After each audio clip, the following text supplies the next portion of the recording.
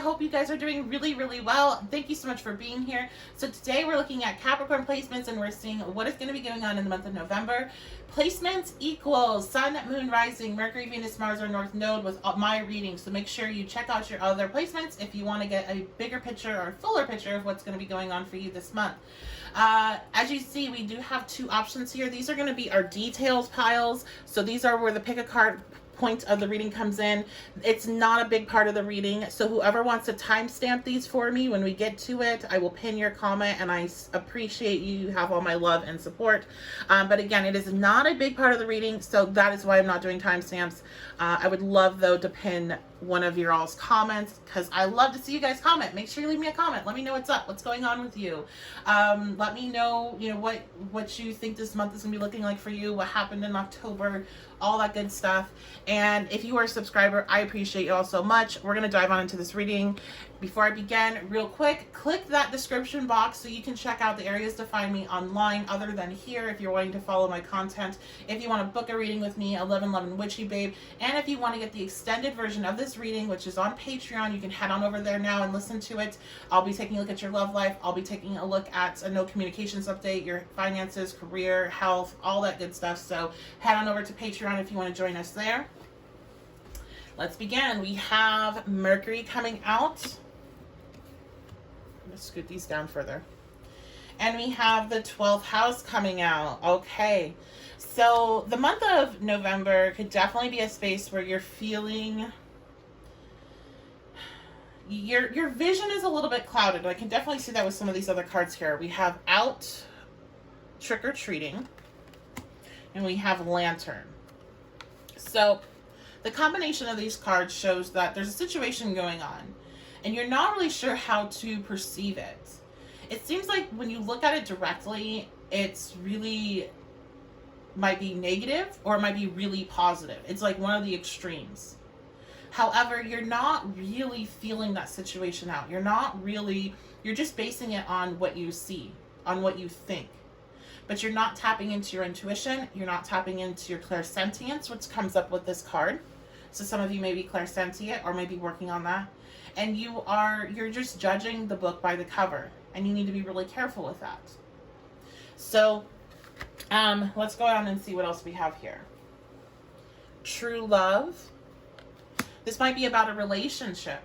Maybe a relationship seems amazing and it's not. The lantern represents trust and instinct.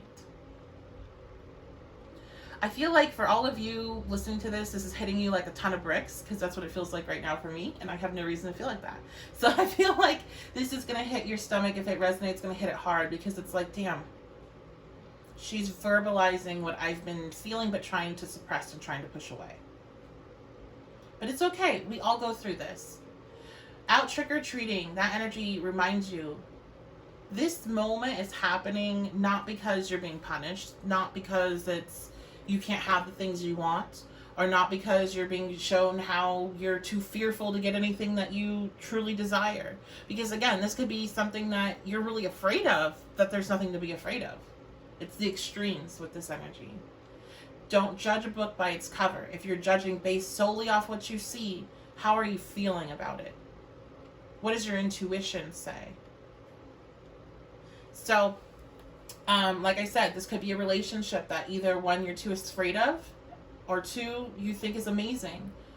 And you're like hearing me say this and you're like, I knew it. I felt it, but I didn't want to face it. But the thing is that you can't run from yourself and your own issues. They're always going to chase you. They're always going to follow you. But when you face it, then you help clear up things, because the 12th house is the house of kind of things that are unknown, like you can't see very clearly. The 12th house is ruled by Neptune. It's the house of self-undoing. And so when your mind is in the house of self-undoing, you aren't seeing clearly. And you have to rely far more on your other senses. You have to rely more on your intuition. You have to rely more on your clairsentience. You have to rely more on the things that you cannot prove with your eyes, because your eyes are tricking you at the moment. And that's what the energy is here. Since true love came out, I do think a lot of this is going to have to do with a relationship for you guys. So we have metamorphosis coming out. We also have healing. This is going to be a time of healing. This is going to be a time of getting the truth. This is going to be a time of big change. And that the metamorphosis is shown here with the skull. The skull represents the transformation. The lantern, or the lantern, the pumpkin represents the light leading you through the dark. So don't be afraid of the skull. Don't be afraid of the transformation. Don't be afraid of this healing that's coming. We have the Four of Swords reversed and the Strength card reversed. It's time to stop living in your head. It's time to stop trying to logically understand this situation. It's time to realize that you're strong enough to face whatever the facts are. You're strong enough to come on the other side of it. You're strong enough to do the right thing. You're strong enough to walk away if you need to. You're strong enough to walk towards if you need to. Like I said, I feel like this is different for everyone. This is, some of you guys are needing to take the rose-colored glasses off. And some of you are needing to realize that life is not all bad, and you do have good things and good opportunities and good people around you. And all of this is going to bring you closer into a sense of peace and a sense of wholeness and happiness. But if you stay in the space that you are now, which I think a lot of you are probably kind of pessimistic, then that's all that's going to continue coming towards you. So let's go ahead and take a look at these details now. We have our group 1. We have group 2. I'm going to start off with group 1. So welcome group 1. We have Throne, position of authority. Quill, get back to basics. And Dark Man. Okay. With Dark Man coming out, I heard myself saying this line. I really do think this is for you all. Something to do with this relationship, with this true love. And you need to take a position of authority in your own life. I feel like you... Gosh, it must be going all over the place. Because it's like I'm hearing different things. I'm hearing... You need to, stand up for yourself against this person. I'm also hearing you need to, if you want to be in a relationship, then be in a relationship. Like, there's all these different things coming out. It's all these fear-based things where it's like you're too afraid to do something because of what might happen, but you really need to. If you're in a situation where you're afraid to be straight up and direct with a person that you're in a relationship with, or you're talking about being in a relationship with, then that's an issue. You need to address it with that person. And if that doesn't go over well, or they're not respectful of it, then you need to walk away. If you want to be in a relationship, it's not just going to come hit you over the head and drag you off into relationship land so you can get one.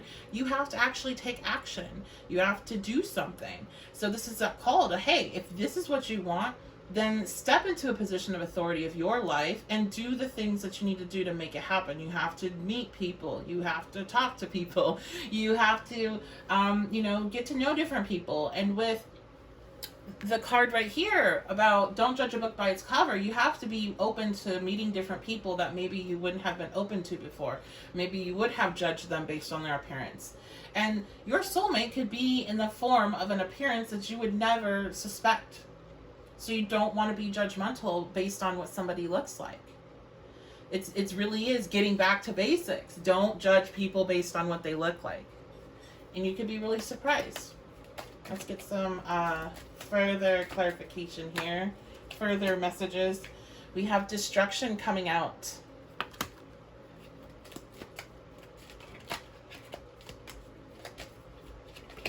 And we have release.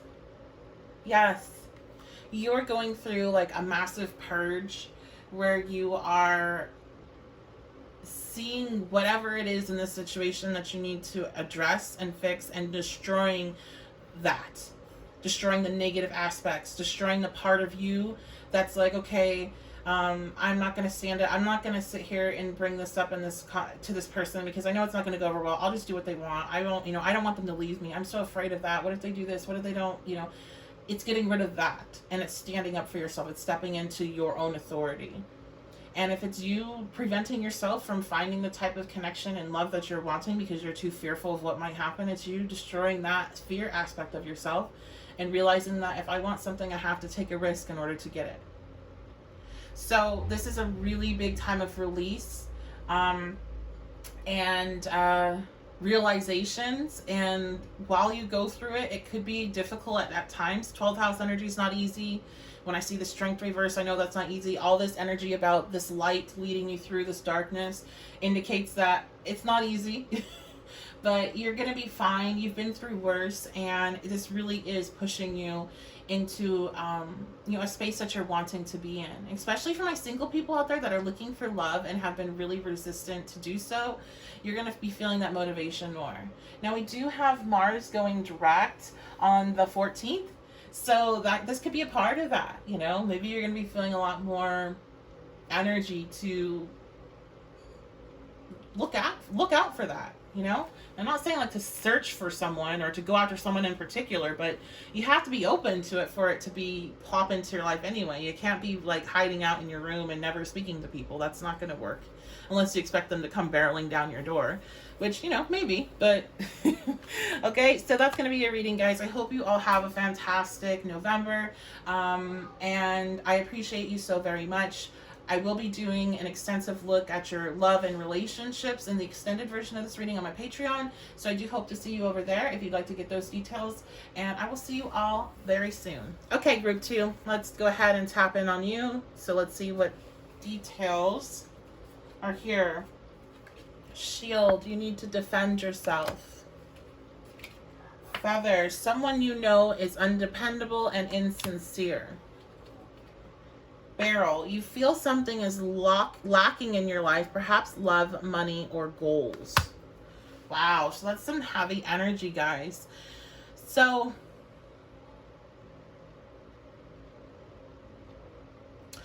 for you all, I feel like this call to tap into your intuition more, to tap into clairsentience, to stop judging books by the cover, is because you're judging someone in your life, and in a positive way. It's a positive judgment, and they don't deserve it. There's somebody that's actually very negative for you. Now, you intuitively already know this. This is nothing new, but it's something you push away. This is likely because you really, really care about this person. But this person, whether they're a bad person, just overall, which I don't really, I don't say that, but I don't think the majority of people are just bad people. I think people have bad things happen to them, and they have a hard time resisting falling into that energy as well. So I'm not saying that that's what's going on with this person, but whatever spaces this person is in right now is not good, and they're looking, maybe not purposefully, but they're unconsciously looking to hurt you. This is a space that this is a person you need to break free from, because their energy is bringing you down in other ways. And when it comes to just how you feel about your love life, how you feel about what you can do.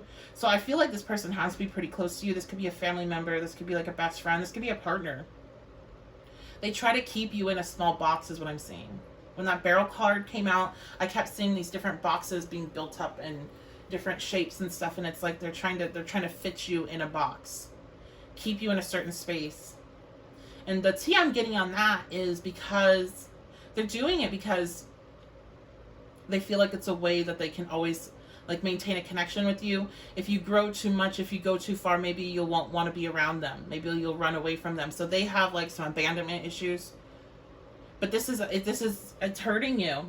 It's hurting them too. So you need to step into your authority and break free from it. And you already know this. I 100% know you already know this from what I feel. It's just you don't want to face it. Because we don't want to face that. We don't want to think that somebody that we spent time and energy on, somebody that we truly love and care about, could be having negative thoughts and feelings and doing negative shit towards us, could be making us look bad, could be, screwing us over in some way. And I feel like this person, you have to keep your protections up with them because they don't have good intent out for you at this time.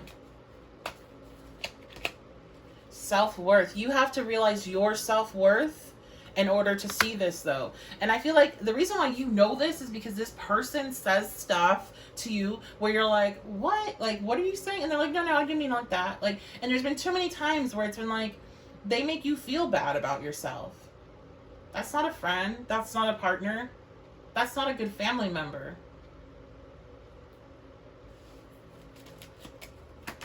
There's one thing about giving somebody criticism so they can become better. There's another thing about trying to put somebody in a box, and you know the difference between the two. Observer, yeah, they don't like it. I feel like some of you, you've been growing a lot, you've been feeling better about yourself, and they don't like that because, again, it's because of they're fearful that you fly too far, you go too high, you won't come back to them. So it's a way to preserve you and to keep you, because they can keep you better in this lower state when you don't feel as good about yourself. So when they see you thriving, when they see you doing well, they try to knock you down a bit.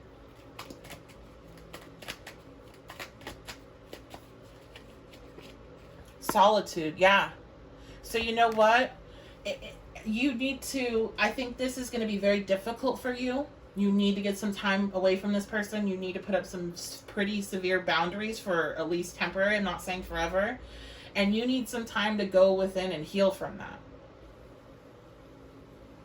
So I think that's kind of an interesting twist to this energy. It is true. You can't judge a book by its cover, even if it's a book that you've had for 20 years. If you haven't opened it and read it fully, if you're resisting doing it, then there might be some things in the cover that beyond that cover that aren't too pleasant. And I feel like that's where you're at with this energy. So, and you know, I'm sure you've all had those feelings before about people, and then you've been shown that you were right, and then you're like, damn, why didn't I listen? So here's your heads up. Listen to it. Listen to it this time. Because it's always right when we're feeling that way, and then we end up like, no, it's not that, I'm just tripping. And then, you know, we go out, we do something for this person, we confide in them, and then the big blow comes at the worst moment, right? So listen to your intuition.